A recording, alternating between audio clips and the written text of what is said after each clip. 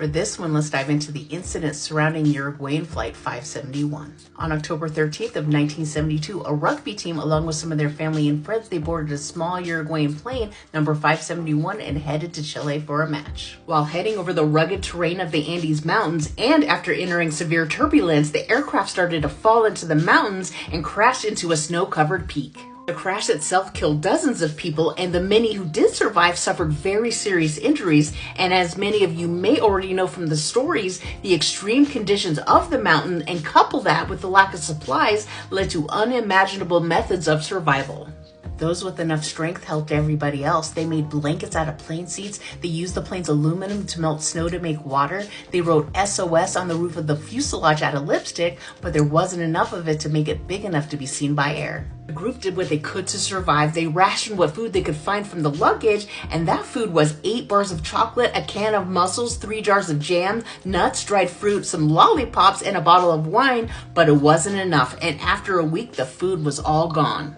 And with absolutely no food left to eat, the survivors turned to the only food source they could find, their perished friends and family. And this devastating experience happened on their 9th day of being stranded.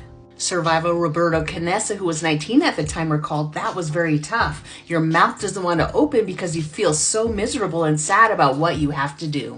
I will never forget that first incision 9 days after the crash. We laid the thin strips of frozen flesh alongside a piece of sheet metal. Each of us finally consumed our piece when we could bear it. The pilot and co-pilot were the first to be eaten, since the survivors didn't personally know them. I will say that even though this was a life or death decision, not everyone could stomach the idea. There was one lady who refused to eat the dead, and she ended up dying of starvation herself.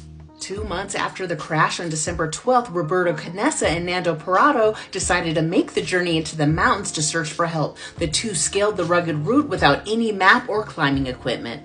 On the 9th day of their hike, they came across some men on horseback who alerted the authorities, and on December 22nd, their survivors were rescued.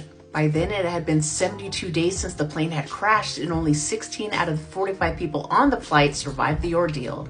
Their survival story has been known as the Miracle in the Andes and has been depicted in many documentaries, along with the 1993 movie Alive.